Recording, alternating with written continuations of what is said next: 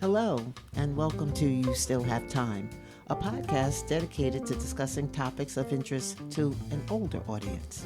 We're your hosts. I'm Hope. And I'm Harold. And to those who are new to our podcast, thank you for joining us today. And to our returning listeners, thanks for coming back. This episode is very different from previous ones. Reason one, it's probably twice as long as the other episodes, but we hope that you will listen to the end. And reason number two is we have not one, but four guests join us to discuss our topic, which is, if you had your choice, to what age would you want to live? Of course, the conversation went in a lot of different directions, but we hope you'll find it interesting. So, let's get started. Welcome to all of you. We're so happy to have you as our first sort of roundtable of guests. I'm going to ask you to introduce yourselves, and I'm going to go around the room as I see you here. So I'm going to start with you, June. Well, Please. good morning, everyone. Thank you for having me. I am 68 young. I am a working retiree, and there's a reason why I said that. And my ideal age is 99 because I simply love life, and that's a very good number in my culture. And yeah, so that's me. Thanks, June. Pierre. Good morning, everyone. As Hope just said, my name is Pierre, and both she and Harold have to remind me of that on a regular basis. I just recently turned 70, and I live in New Jersey. And we don't have to answer that question now, Hope, or do we ask that You question? can answer. The question I was going to ask everyone is the topic of this podcast episode, which is, to what age would you like to live? Okay. And I don't know. I've been thinking about that a lot since you guys set this up, and I've kind of bounced around for a lot of reasons. But my goal is, since I am retired, to now figure out what I want to do when I grow up. So it's all good, but pleasure to be here. Thank you, Pierre. Marlene. Hi, and thank you for the opportunity. I'm Marlene, and I am the senior citizen of this group. I'm 74 years old, retired from the federal government. So I am active. I sit on the board of a financial institution, the board of directors of a financial institution. I'm also doing consulting work for rather large businesses here in the Bronx. So with respect to uh, how long I want to live, it really wasn't a question that I had considered and am still considering. Um, because as the daughter of a pastor, I had always believed in divine intervention. And so, as long as I don't contribute to my expiration date, I'm going to leave it in God's hands. And in the interim, um, continue to live life with a purpose. Okay, thank you. And last but not least, hi, Terri. Good morning. I'm excited to be here. I've never been on a podcast before, so this is a first for me. Us I'm either, a except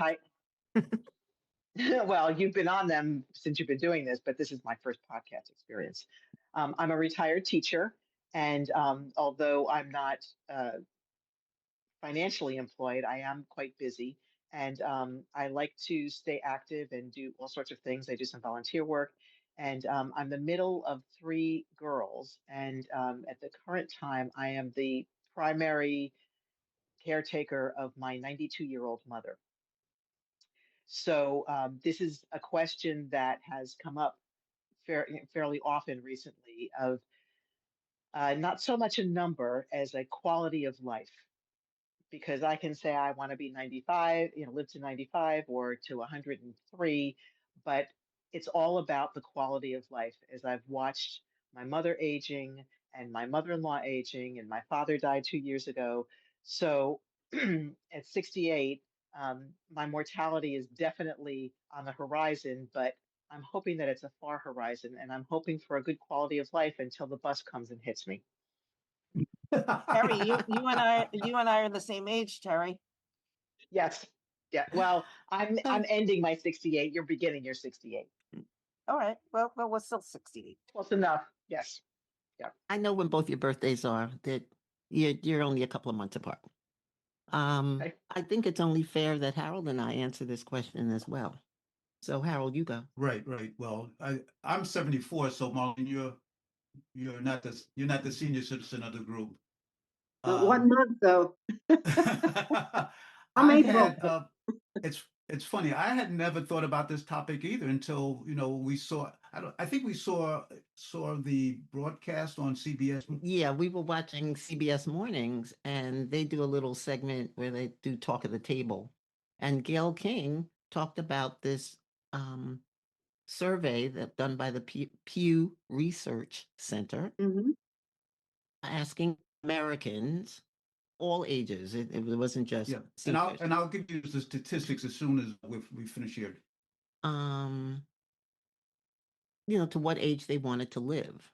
Now, the average age is for all Americans 91.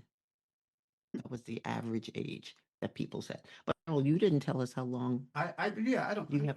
I think that my answer is probably not going to be much different from most of the group here. As long as I'm doing okay, I want to just keep sliding that number further and further to the left or to the right or whichever way that number goes, up sliding up.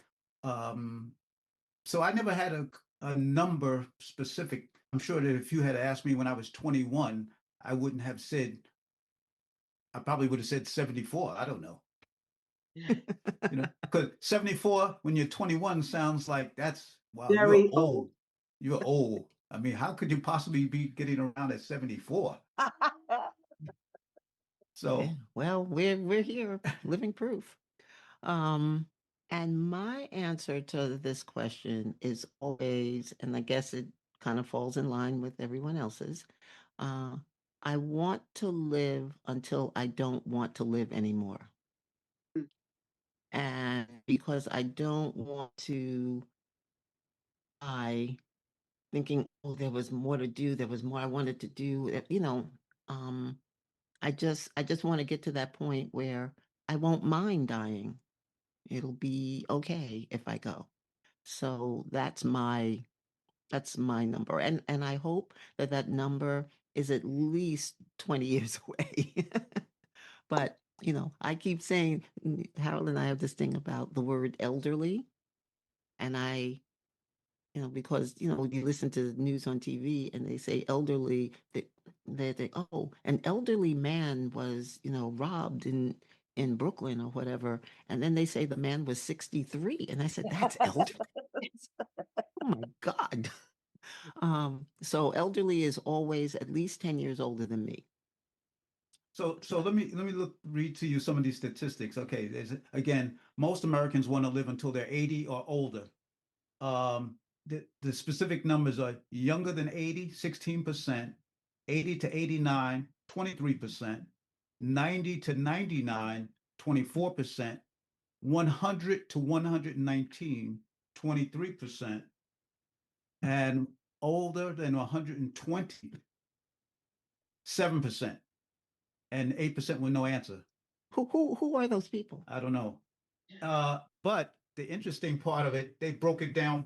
Okay, this is something. They broke it down by men, 93 was the number. Women, 88. White, 91. Black, 95. Hispanic, 89. And Asian, 85. And the asterisk for the Asian was they only asked English speaking Asian. So I thought the breakdown was very Interesting. interesting Very also. interesting. Mhm. And that's why I asked, just to give the number, because just wanted to see how these, since we have everybody represented here, we just wanted to see how it compared. And I don't know the rationale. I don't know why English speaking Asians have a lower number. I think I sort of maybe know that simply. I think culturally, right? The the immigrant population culturally think a little differently. The way the lifestyle is different versus more the English speaking. I would tend they're more either arrive early in their younger days or they were born here, so lifestyle is very different. I said 99 simply because I'm just greedy. That's number one. um, I'm just greedy. I have four grandchildren, and I keep on thinking about my grandchildren because when you ask what is the I like what I wish, wishing is one thing, but the reality is different too. Because everyone said everything that I was thinking about, but I just threw out a number because I don't want to be around when I can't do anything, right? Hmm. The quality of life topic, right? But my ideal is okay, 99, because by that time I get to see my grandchildren become adults, become parents, become maybe even grandparents, hopefully, right?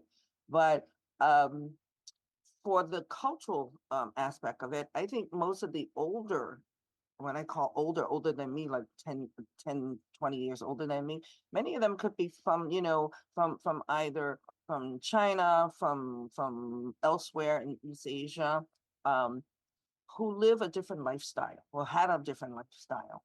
And I was just with a friend the other day. Her grandmother just passed away, and my mouth dropped when she said to me, "Oh, my grandmother." I said, "Oh, how sorry I was." She said, "Well, don't be sorry. She was 104, and she never took any kind of medication. She was just eating all the right stuff, her herbal Chinese herbal soups and things like that." And I said, you know what, that may be a part of why the longevity. Hmm. Certainly I think taking care of ourselves, and it's something I don't know if we did a topic on that. Um, Taking care of yourself in your older years. And I know a few of us on here are grandparents, and I certainly think that, you know, when you become a grandparent, it's just like becoming a parent all over again, but without all of the work.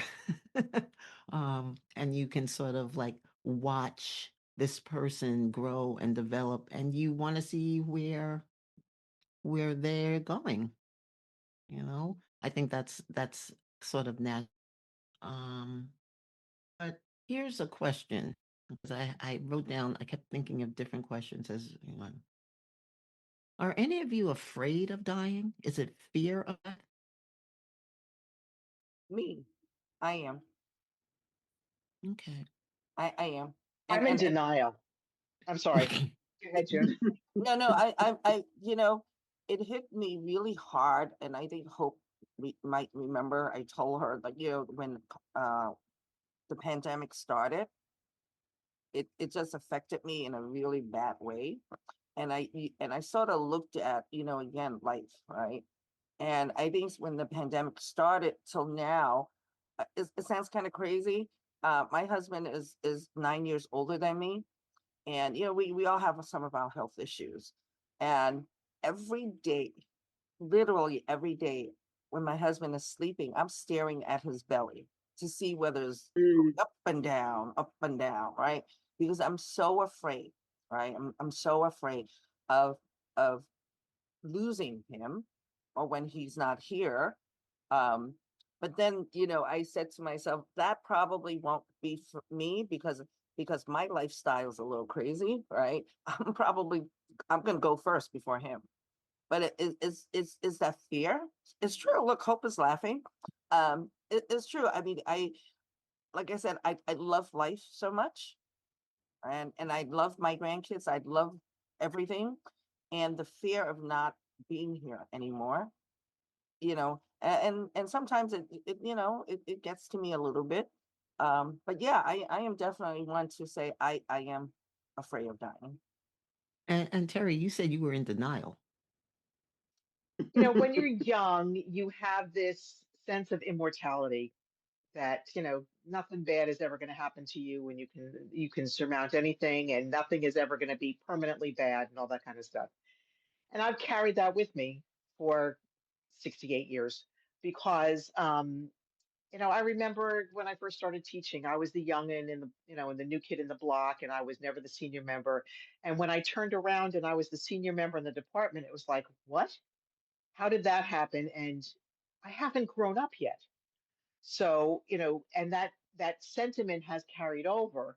And certainly while my mom is alive, I'm not the next one up. But on the other hand, my older sister died about 12 years ago at the age of 53. No, longer than that. Um, so it's, how could this possibly be me? Um, so I'm in total denial. I don't think about it a lot other than, well, if I'm not here, then I won't care because I won't be here. And Understand. yeah, and I'm also the kind of person where I try to prepare for the worst and think that's never going to happen and expect the best. Okay. So I don't think there that's was somebody, denial, though. I think it's who we are as humans. I think that we do hope for the best, and but I'm an attorney. I'm 74 years old, and I haven't written a will yet. So I'm really pushing the envelope. yeah, And I have assets, and so certainly these are the kind of things that I should be thinking about. What am I going to leave my son? What am I going to leave my daughter? What am I going to leave my 5-year-old grandson? Marlene, you Um, can't die until you do the will. That's why you haven't done that's it. true. Maybe that's why I haven't done it. That's right. But what's interesting about your statistic is the fact that the average American mortality, because I just looked it up, is 75 years of age. So everybody that was interviewed, everybody that was polled, for this, when do you want to die, really ranked those numbers up much higher than that. And so our expectations, um, not necessarily ours because we're going to take care of ourselves, but the average expectations is probably a little bit unrealistic. But I think that having family, loving people. I know that I only have one grandchild, and that's all I'm going to get, according to my son, who only has a dog, and basically said, "You're going to have a grand dog from me." And my daughter says, "You're going to have one grandchild. You've got him. He's 5." But certainly, the birth of that very special, extremely rambunctious little boy has made me think much more often about my mortality and has made me think about just what June said.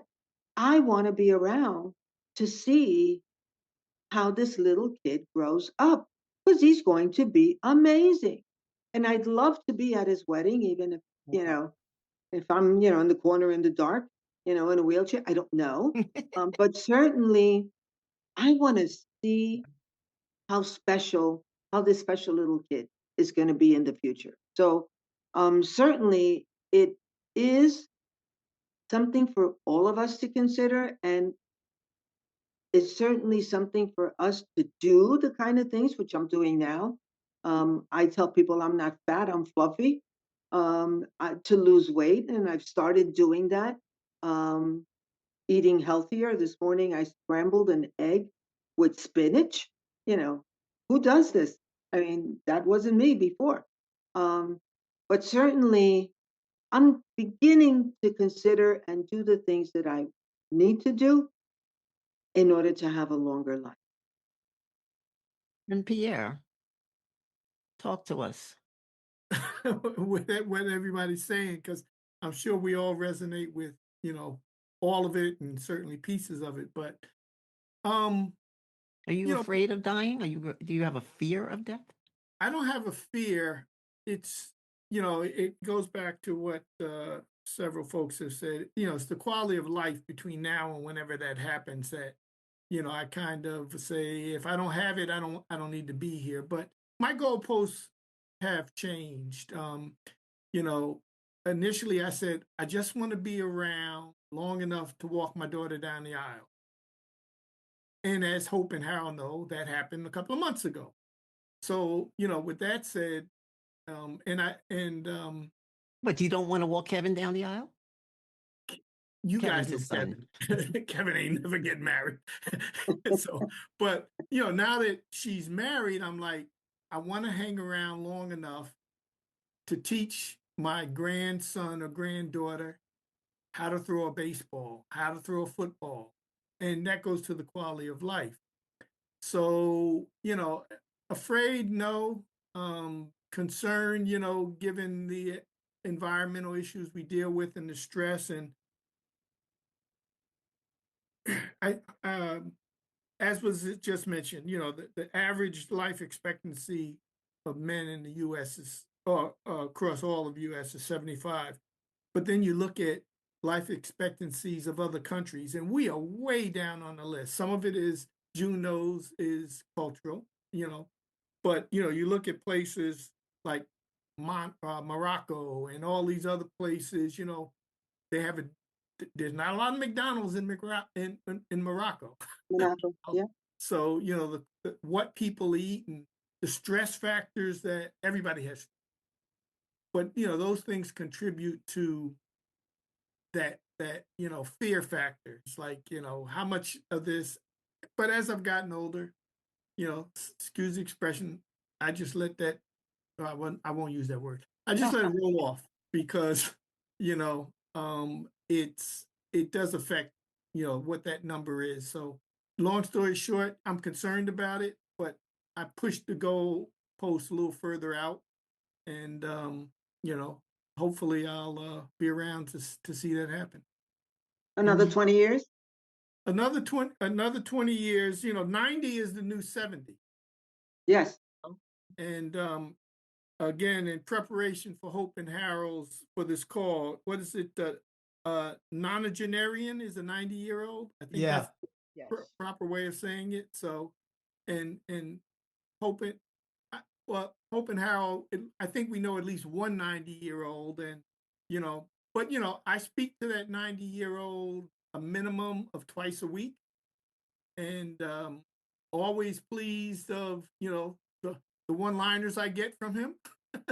So yeah, hopefully whatever that is, but I think it's funny because again, I go back to what Marlene was saying about not having a will. Every time I walk past or drive past a local cemetery, I say, well, I wonder if we should go in there and get a plot. No way. yeah. It's like you know that you should do these things, but you just I'll do it later. I'll do it later. But this And do is you so have any fear interesting. of dying? Fear? I'm sorry. No, I would say this is so interesting that we're talking about this because this is something that, like, recently, when I say recent, probably within the last year, Tony and I have been talking about all of this, right? Marlene, I don't have a will either. Like, and we've been talking about getting a will, and then how we want the will. Is it a will? Is it a trust? And, what are we leaving or how are we leaving? It's not like we're super rich, how much asset did, et cetera, right? And then, and Harold, you mentioned about like getting a plot. Like I've been talking about this myself for a while about like how do I want to be taken care of when I'm not here, because I don't want to leave my family with making those decisions, like leaving my sons to leave leaving them with like, oh, how does mom want to be buried or cremated. So we've been talking about this, and about like, oh, maybe we should start like looking at getting a niche somewhere that we think is going to be have a nice view or something, right? When we're not here. No, Tony's cousin was an A block engineer. with a view. Yeah. No, he was an engineer. He loved trains. Unfortunately, he passed away like 3 years ago. His wife went and got a spot facing the subway in Brooklyn, so that he's looking at the subway. So I mean, these are some of the things, right? And I said to Tony, you know what? When I'm not here, number one, I don't want people coming in crying and whatever. I said I want to have a bar set up in the funeral home. I want music in the background, because that's how I want to go. That's how I want to be remembered. where there's laughter and, people can have a drink, sure, tears will be there, some, but I really want to have people, to be happy. Uh, but it's interesting you mentioned because that is something that's what we've been talking about like this past year, you know, Well, you don't want to leave your children or whoever to, with that And decision. we've seen it, we've experienced it, and it's not a good thing. I would prefer to have them all mad at me because I'm dead, you know, than to have siblings and family members mad at each other and they're still alive. And so the concept of family is a really precious thing, which I still haven't done anything about. But certainly that is what compels me to just bite the bullet and get it done because when that has not happened, it has really created like long term resentment that have continued for decades. So you're right, Jim. so this discussion we hope will spur you. To get it done. Harold and I do have a will, a very simple will. Someone recommended to us that, instead of having this very detailed will, oh, I leave this amount to here and this amount to there. Between us, we have 4 children. Mm. To split everything equally and let them take care of the rest. You Take know, care of their children, take care of, so, if they have children, we hope that they will use those proceeds, whatever they get from us when we go, um, to help their children. So right now it's just in a simple format. Now there may be some special requests, some special donation to the museum or to a church or whatever. But basically just very simple just to have us covered. But other stuff, no, we don't have a plot. No, we don't have a living will, which is yeah, probably just as That is important. more important than anything else. that Yeah. too. Yes. Yeah. So, and maybe we'll have to do a podcast episode about that. You Marlene, should. you're You an should. attorney. I Maybe think we it's we can yeah. talk to you about these legal things. Um, but yeah, I mean, so I sh- So I'm going to throw the I baby in with the bathwater. Um, we own two plots. One in Queens, um, where we buried an aunt who was 17 years old back in the 50s, like 1950, 1951. And with her is a cousin who died maybe 10 years later, uh, who was 18 years old. So, and because there's no third body, um, that continues to be an open asset, piece of property. The other one is in Puerto Rico. It was purchased by my grandmother. She died. She's buried in there with two of her sons. It then got passed on to my aunt. She died. And then it got passed to my mother. She died. And then it got passed on to my aunt. She died. And so it's still in my aunt's name, but I'm the one who has been paying for the plot. Not a lot of money. It's $80 a year, not a big deal. For Question. the last, I would say 15 years. So P.S. I'm thinking about just selling those because nobody goes to that plot in Queens, and I'm the only one who goes to that plot in Puerto Rico. And most people they want to be cremated at this particular point in time. So are we? Is that something that needs to be added to the conversation? It's real estate. Isn't that terrible? yeah, Terry. Question. The other people that you mentioned, several people who died, were they buried? I mean, is there room in this plot for them? Is that where they were buried, or they were buried someplace completely different? So it seems like this Um, is a dead end, if you'll pardon the yeah, no. pun. One of one of my aunts, the one who's still on the thing, got buried with her husband in a military. So did another aunt. So my mother is there, my grandmother, and I would say two uncles. What's happened is that once there's a new burial, because it's been around so long, what they do is they encase the bones and they kind of sneak them, put them in the bottom, and then you can put a whole casket on top. Wow. Um, but there hasn't Wow. been a burial there in more than 20. Okay. Wow. Because my parents, when when my grandparents died, my parents bought plots, and it was, a larger piece. So my grandparents are buried where my where the next generation has begun to be buried, and there will be room there if I need to be buried there. And my husband is in a similar case because his family has a plot. I believe his grandparents are buried there. His father is buried there. There's room for his mom, and there's room for both him, and myself.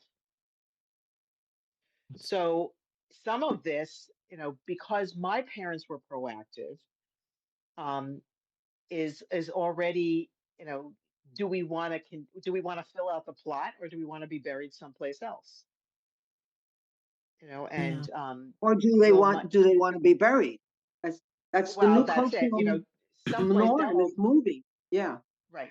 My sister who died, she was cremated, and because she and my brother-in-law are different religions, he could not be buried in the family plot. So they he chose to cremate her and to go into a separate spot so that they could be together.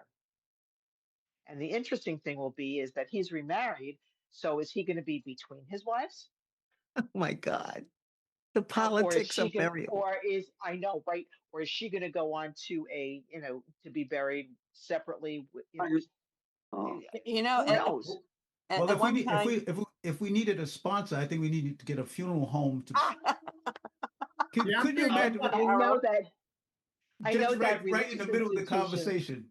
good one. Right. That's a good one. But at one point, early, probably maybe decades ago, when this process first came out, you know how they can take your ashes, compress it, and make you into a diamond, right? yes. So A piece of jewelry.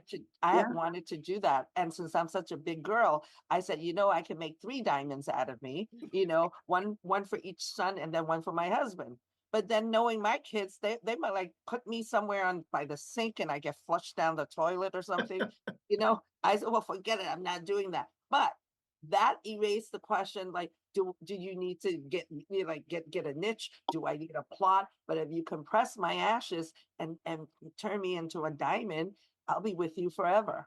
Right. I actually did think about that, but like I said, knowing my kids, they'll leave me somewhere and I'll be forgotten completely. Well, my Pierre, did you want daughter to had add something? told, I'm sorry. I'm just getting, it's just the new generation. My daughter said, look, when I die, I just want you to wrap me. And she told me the name of the material. It's some woman in California who believes in like natural deaths or natural burials, and actually, um, you know, place them near a tree where they end up, the body ends up Compost. just composting and pushing up daisies. And I'm like, that's a little difficult for a parent, but there you go. Yeah. So it's the view of death continues to change. Yes. It's added to the issue of fear of death, and maybe that's something that we need to continue to look at and consider our attitude and maybe our changing attitude about death. About death and dying. Yeah. Pierre, did Mhm. you want to say something? I'm sorry. No, I agree with all this. I was going to say a couple of minutes ago with the descriptions of, the various family dynamics. This is really could be a episode on a soap opera, So, what to do with XYZ when they, pass away. But no, I think, a lot of the uncertainties, and I'm not going to pick on anyone here, Marlene. A lot of as the legal representative on this call, probate is a bitch. Excuse my Yes, expression. yes, So but sometimes necessary. sometimes necessary. But we talk about these things in the last couple of minutes, and we've all probably been through that situation, and it goes to the stress factor of the folks that are left behind, and as well as these are hard decisions, but they definitely have to be made, and that's all I wanted to say. And there's Okay. tax consequences at the same time. Do you Yes. do you add people on to, your home, your apartment, as so that when you pass, it it doesn't have to go through probate. It just goes straight to the second owner, and that way Uncle Sam doesn't get paid. And so, lots of things to consider. Um, it That isn't always sounds easy. like an upcoming episode. No, no, no. You know what? I was just with talking to a lawyer because as we're trying to, I guess, get things in order, we realized, when we bought our home, we have four names: my in-laws and my husband and myself. My Mm, in-laws are no longer here. We're mm, literally in the midst of doing this right now, right? And I contacted a friend who is a lawyer. He took a look at the deed, and he said, "Oh no, you don't have to whatever the language about like survivor or whatever." yeah. Right of It's survivorship. what Yes. so right Yeah. now we're in the midst now of getting, my in-laws birth not birth certificate, death certificate, and the attorney is now going to work on I think changing the deed because again we're looking at our age, right? Yeah. My husband he just turned 77, and again don't want to leave my children with a mess, right? So Mm-hmm. we need to correct what we need to correct now, all right? And even that correction, according to the lawyer, said it's going to take a few months because they have to put. And money, because it's going to be Well, another number one, closing. he's charging me $4,000 to Yeah. do. You have to, it's like another closing, And interestingly. then and then there's some filing, there's another fee of $1,300, right? So just doing this right now is going to cost me over $5,000. But you know what? It needs to be done, right? And Yes. Yes. and so like I said, every day I look at my husband's belly. Is is he breathing? Right. And then now I look at the deed, and I say, oh my gosh, we can't we can't leave that like this. We have to fix it. And God forbid, if anything happens to either one of us, I don't want the kids to have to go through this craziness. And also tax implications as well too, right? Right. So yeah, you touch on a topic that we are literally working on right now. We plan in the future to have do some podcasts uh, dealing with things like wills and trusts and all these issues that most people put off till it's too late. Um, because we think these are issues that people in our age category need to be thinking about. They're real. Yeah, and there's no denying, as they say, nobody gets out alive, right? But the other Nobody thing gets is out Absolutely that, alive. true. this, for us, as far as well, actually, no, my grandmother was, uh, I was about to say my generation was, or my mother's generation was the first generation that owned a little piece of property, but that's not true. My grandmother owned a piece of property. Uh, she owned a couple blocks of property, and she raised 8 kids by herself. But the issue here is that basically, for people of color, this is a brand new experience, and nobody has ever invited us to the table of expertise and talk about you know executorships, talk about inherent inheriting, talk about tax shelters. All those things are brand new things to our language, including in investing in the stock market. So certainly, taking care of the little bit that we really and truly had to work really, really hard uh, to get, because Lord only knows we didn't inherit anything. Certainly, is something that we need to be responsible for, so that we can make it a little easier for the generation that is behind us. Because when you look at inflation, when you look at everything that's happening to, let's say, my daughter's uh, group of, there's many, many, many less opportunities than there were for us. Yeah, well, things are so much more complicated and formalized. In the Hmm. past, you were living in the same place, for generations, and so no, if if your grandmother died, then it went to your mother and whatever siblings, and when they passed along, it went to the children. So it didn't have to be formalized in the way that it does now. Now, Yes, the government, everybody's involved in what happens and who owns and who has the rights, and everything costs money. There's a fee associated with everything. Um, yes. including things like you know, uh what do you call it? See, this is when you get old, you can't forget, you can't remember certain things. Medical proxies. So, who makes those decisions when you can't make those decisions? There's the financial stuff, then there's the healthcare stuff. Um, but would any of you, here's another question. I kept writing down these questions as we were preparing for this. If you could, would you live forever? Would you want to live forever? No. No. I'm a no. I want to be missed. Me too. Pierre?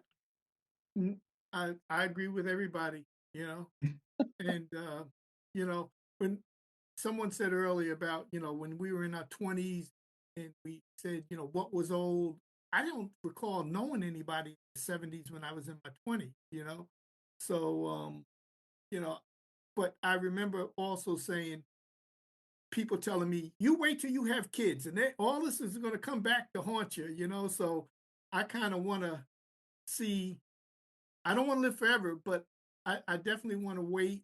I'd like to be around long enough to say to my kids, back at you, you know, all that grief, there you go. And then just sit back and smile. Ultimately we help them out, but it does go around.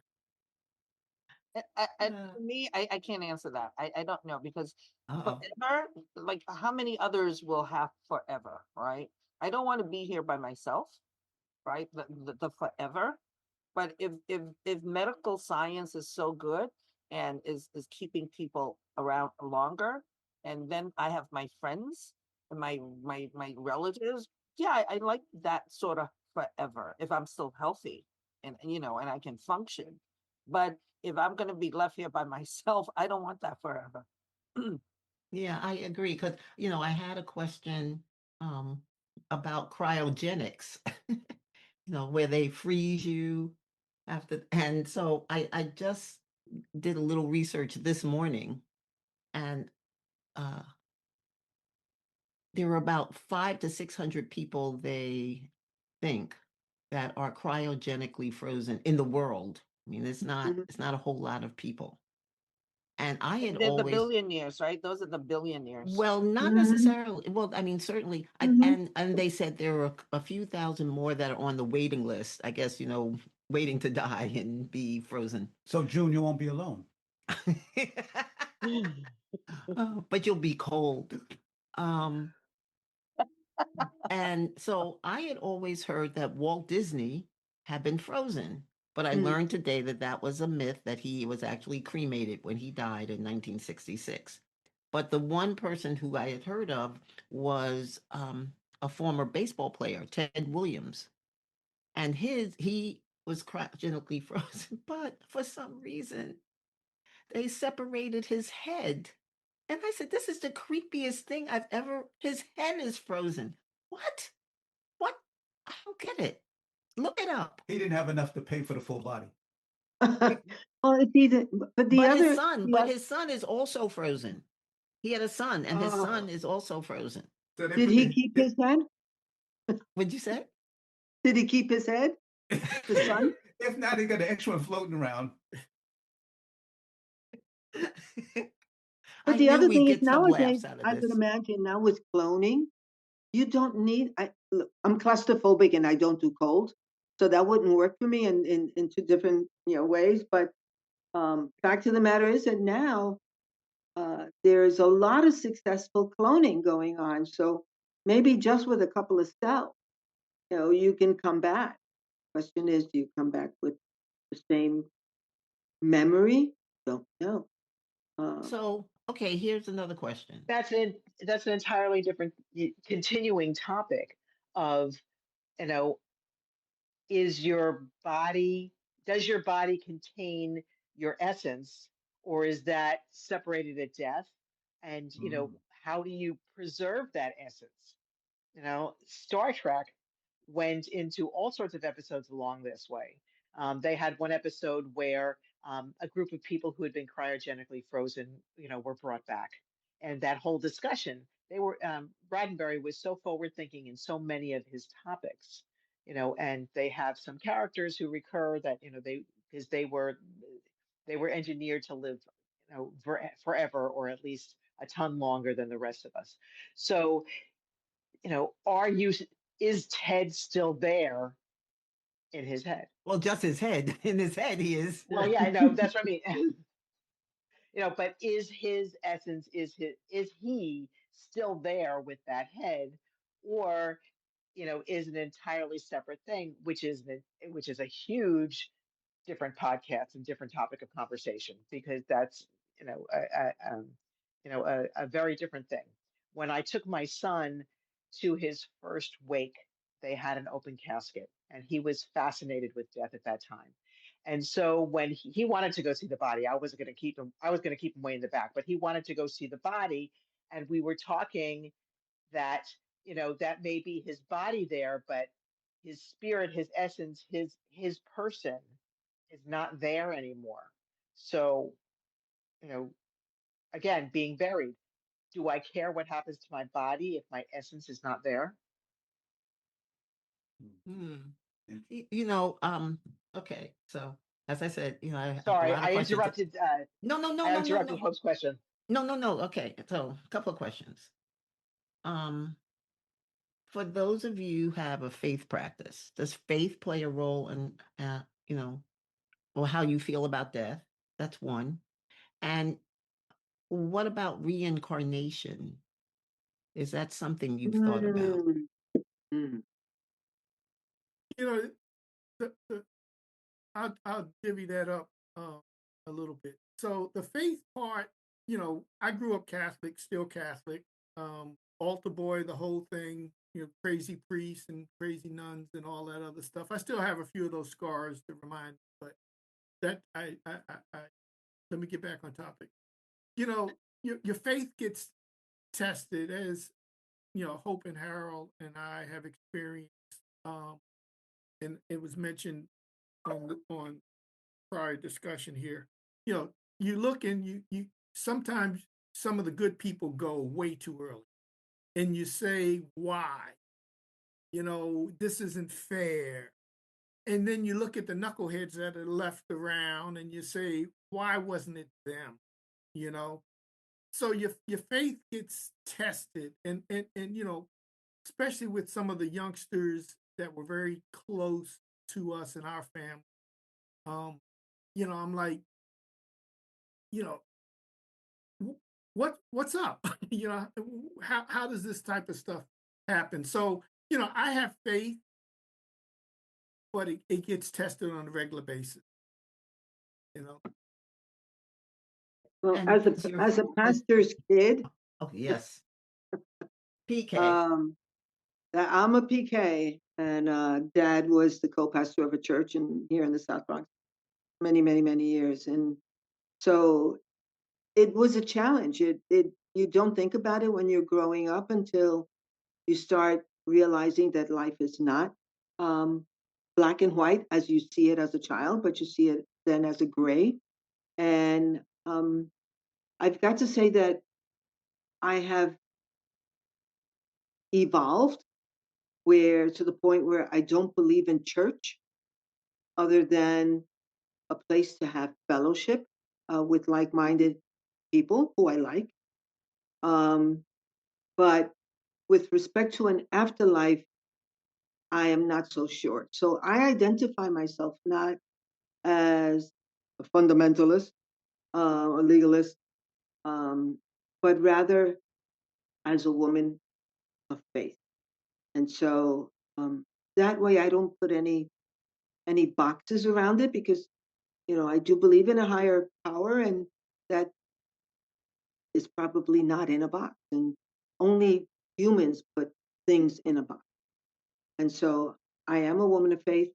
Don't know what exactly it means, but I I practice my life on the tenet that there is no afterlife, and if there is, it'll be a pleasant surprise because I'm trying to lead a good life. But certainly want to make sure that whatever impact I make it now, just in case.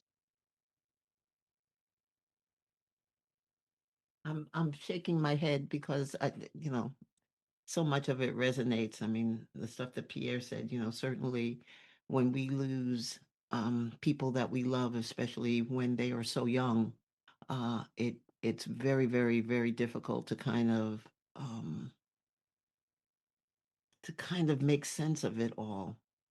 Uh, but I saw something on Instagram, and I was I wouldn't be able to find it, but if I do find it, I'll share it with you. And it was a gentleman who was talking about it was about life, and there were twins in a womb, and these twins were having a discussion with one another in the womb, and one was saying, how can you believe that this is it? This is all there is right here in this womb. This is it. This is our existence. And the other one was saying, no, but we're going to leave this and we're going to go to, this world where we're going to live. And oh, but no, no, no, our mother feeds us in this womb, and that's it. This is all that there is. This is the only existence that there is. And when I tried to envision that, I said, that's how we feel about living life. This is it. This is all we know about, because it's all we know about. Nobody has come back, at least not verifiably, come back and said, hey, I've been there and I came back. Now you have all those near death things where people, die on the table and they say they had images of this, that, or whatever. But nobody has been verified as coming back to life. And then we have the stories about reincarnation as well, people who can remember past lives under hypnosis and all of those good things. um so I think that maybe we're just meant not to know, that we're meant to have questions, and hopefully, as Marlene said, we try to be the best people we can be in these circumstances. And when we get there, wherever there is, whatever that happens, you know maybe it'll be a whole other world. Maybe we'll have memory of this world, maybe we won't. Maybe we'll see the people that we knew in this plane, maybe we won't. But it's not something to be afraid to talk about, and I'm so grateful that all of you were willing to kind of share your feelings about this and tell your stories about this, because I think as we grow older, the only people that we really have to talk to about this is each other, because our kids don't like talking about this kind of stuff. They don't want to talk about, when you're gone. Right. All right. So the only way you can have these Unless they conversations. want something. Now, you're so right, and go back to the conversation we had a couple of minutes ago about wills and all that other stuff. I had my financial guy, you know, kind of read me the riot act because our kids don't want to have these conversations, and they said, Pierre, you've got to tell the kids what's going on. I mean, both my kids in their very early 30s, and I share a lot of with them, but I don't share everything with them. But these conversations about what are your wishes, what do you want, where do you want this to go, is a conversation that you don't want to regret not having.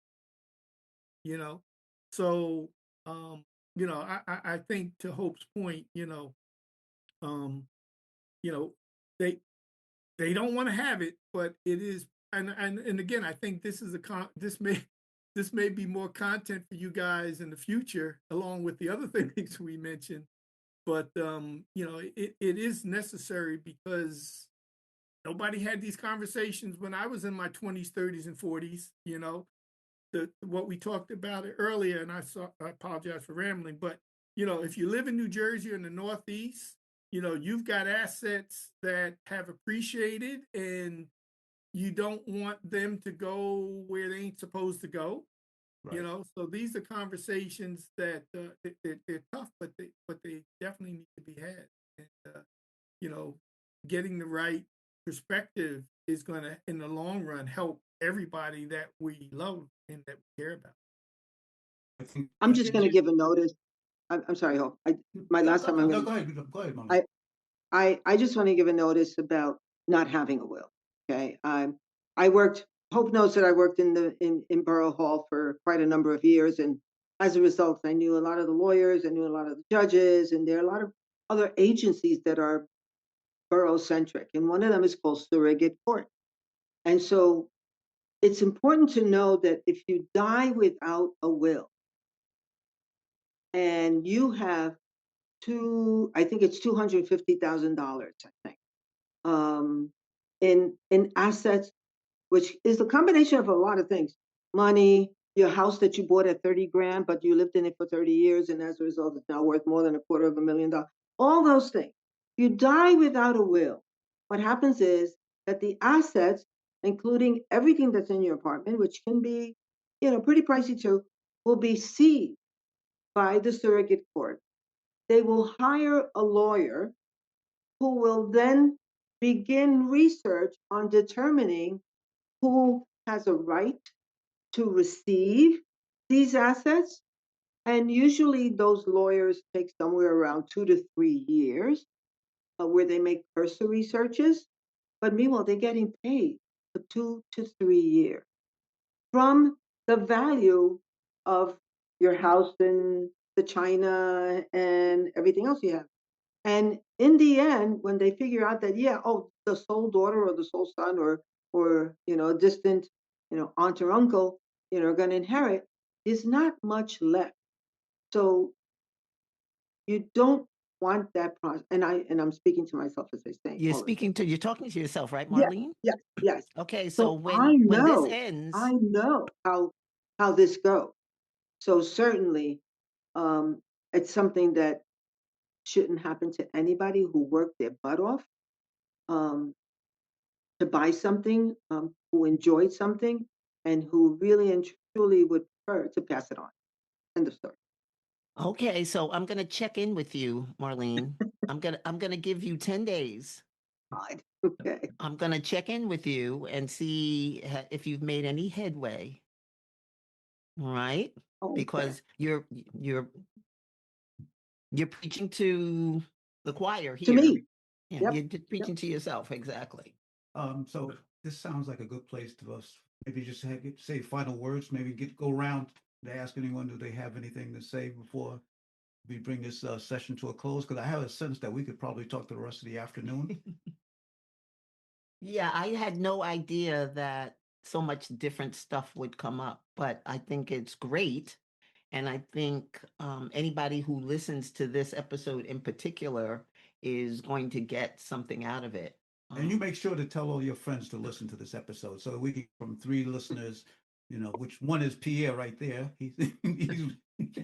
Pierre, the 92-year-old that he talks to twice a month, he listens. And we have a listener in Florida. His name is Bill Monty. He's the host of a podcast, Bill Monty's Guide for Getting Older.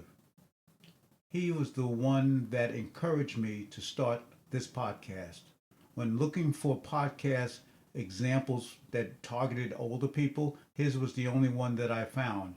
I reached out to him and he had me on his podcast and he encouraged me to start this one. He's been our #1 cheerleader, and if we had a board of directors, he would be on the board. If you like the content that you're hearing here, I'm sure that you'll enjoy Bill Monty's Guide to Getting Older. So let's just go around. Yeah. Any last final thoughts? Yeah. Final thoughts. Not meaning final and final. I mean just final for this podcast. Yeah. Not your last actual thoughts, but just can I start, because I was trying to find a good time to say this, and now is the good time. So let me start. First of all, Hope and Harold, thank you. appreciate, you guys pulling this together because, and we could talk a long time and circle back to the beginning of the conversation about doing this with bottles of wine in person. I think that should that should be a 2026 objective at a minimum. It is. But It is. and I will follow up with people who told me that they had listened. So, but that's another story. I want to slightly put a different pivot on this. First time, obviously, for me meeting Terri, Marlene, and June, obviously known Hope and Harold. I want to put a different pivot, if I will. So, as I said a few minutes ago, 90 is the new 70. And if you look at the qualities and the attributes and the things and so forth that people in their 90 point out, I don't think any of you will have a problem getting into your 90s at a minimum, because if you look at what keeps people alive, it's being active, it's being healthy, it's being engaged, it's being vibrant, certainly not being shy. And I would say that would apply to everybody on this call, right? So I guess what I'm trying to say is 90 is the new 70. Just based upon, again, meeting everyone for the first time. You've got we seem to all kind of have that those baseline qualities that will afford us the opportunity, the luxury of seeing what was I called it, the nonagenarian lifestyle looks like. So just thanks to everybody, and just keep on keeping on. But there are so many topics we talked about that certainly will be topics to be discussed further at another time. So thank you. Thanks, Pierre. Terri, Okay. any words? Not I'm last not a words. very, yeah, I understand. I'm not a very introspective person on a daily basis. And the opportunity to contemplate being on the other side of the coin from because right now this whole conversation I'm having with my mother, um, from the reverse perspective, the child that's going to be left behind, and all of these things that we've talked about, are things that she's going through and I'm going through with her, but I'm on the other side of the coin, and yet at 68, I am on the opposite side of the coin. So it's an opportunity to think about what I really believe, what I want to happen, what I have to make happen in order to have my wishes and my hopes come to fruition. So it's been an opportunity I've appreciated very much. So thank you. Thank you. Marlene? After this conversation, I realized that I do want to live to a certain age. Would love to be at least in my 90s before I get called. But certainly, there's a couple of H's, a couple of haves that I have to have in order for me to even think about um, hitting a ripe older age. And that is health. I have to have money because I don't want to be a burden on my children. I have to have laughter because there is a Netflix program, I think it's called The Blue Line, that um, did research on, I think, 5 different countries where they have exceptionally high low mortality Lifespan. rate. And the one in Greece, it had to do with exercise. They've got lots of stairs. The Asian country that they went to, there was family. When elderly elderly parents are revered, and so when they get to a certain point, oh heck, what happens is that they are brought into the fold of a younger family, but they're revered and they have lots of singing and lots of laughter. So I definitely want to have lots of laughter and family and purpose. And so once I decide that my quality of life is no longer there, then for another podcast, then I also want to have the right to die. And so I With don't think that dignity. that should be yes, with dignity. I don't want somebody else to make that decision for me. I want to still be empowered, being who I am. But certainly, while I still have friends, while I still have family, while I still have health, um, I want to continue to live life with a purpose. So thank you for the opportunity to compel me to finally finish my will and be able to share. Junie, you want to close I, out? I think everyone, everyone said everything I wanted to say. I mean, the only thing, Marlene, you and I have, I think, a lot in common in that we don't have a will. We have to get stuff in order. Yeah. I am now like motivated now to do a little bit more because I hope, no, Hope's heard me say this before about downsizing. We have this house that's just the two of us, but we have 4 generations of like junk in the house.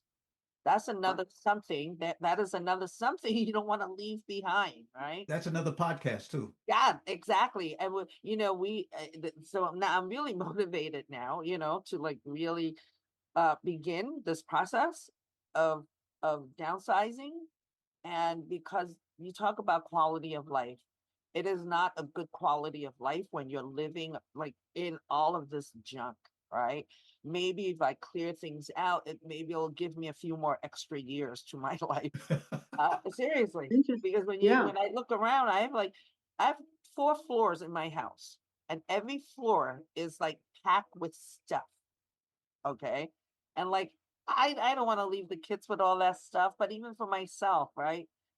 Living in more open space, that's going to give me a better quality. So yes, after today, I'm a little bit more motivated now because I've been overwhelmed. When you look at everything around you, I'm just like overwhelmed and I just don't know where to start. But if I keep on thinking, I can't leave this. Hopefully, maybe I'll begin that process. But Hope and Harold, thank you for this opportunity. So great to meet Pierre and Terri and Marlene. I know your name. Really. I know you from somewhere. We want to thank you all for Really, participating. this was better than I could ever Yeah, imagine. this was great. And many of the topics that you guys touched upon, we plan to do something on elder care. We plan to do something on trusts and wills. We plan to do something about decluttering. The Swedish way of dying. Look that up, Junie. Right. It's So many of these caring for older parents is something we plan on doing something of life after loss. What happens after you lose someone? How do you deal with those subjects? So, but thank you. This has Someone been mentioned great. right to die. Oh, Like that too. I mean, it's it- funny because Yeah. I had thought kind of had that question and I never wrote it down. It had Yeah. popped into my head. And, at my age, if I don't write it down, it take 3 weeks for it to come back. Um, but I did have that one a question about the sort of right to die with, to end life on your terms, and what people felt about that. But we I really can't thank all of you enough. This been incredible. Again, we want to thank June, Terri, Marlene, and Pierre for being part of this episode and for sharing your thoughts so openly and honestly. And thank you, our listeners, for staying until the end. Did we give you something to think about? What would your answer be? You can leave a comment wherever you listen to this episode, and please share this podcast with your friends. We hope you'll come back to join us for the next You Still Have Time episode. See you soon. Bye-bye.